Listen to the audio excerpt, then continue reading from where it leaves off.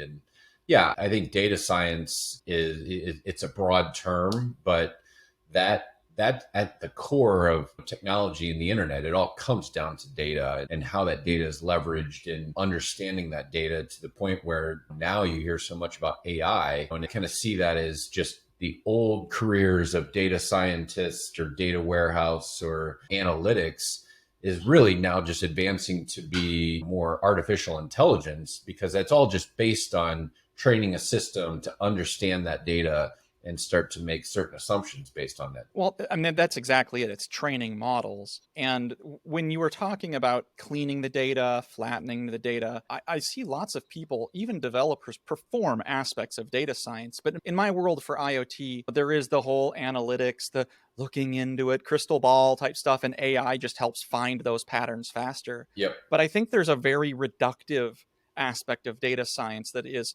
far more practical. And it's the person who can say, no, no, no, no, no, no. 112 degrees on a pump is bad. Mm-hmm. Oh, that's bad because the data is just the data until you apply context and say, here's the threshold.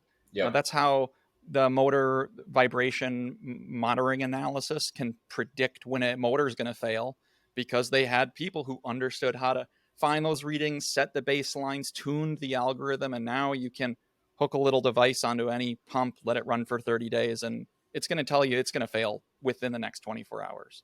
I totally agree. And that's as we build our KPIs into our system, a lot of what that means is working with the subject matter experts who may or may not be technical to understand, okay, what are the thresholds that this means good, this means bad? And if it's 112 degrees, is that good or bad? That could be great. That's exactly the temperature it needs to be. Or it could mean we're close to this being a meltdown, Yeah. priority 0. We need to get all over this thing. We actually have that built into our KPI engine where the user can set certain thresholds based on the data point that's coming back and assign that a category of red, yellow, green, or a metric that's numeric or something that can be used as part of a calculation to get an overall status of health. So I think to the broader point, yes, developers end up being data scientists at times because the data by itself doesn't really mean anything. It's when you apply the context of what that data should be or what you're expecting that data to be where it becomes useful.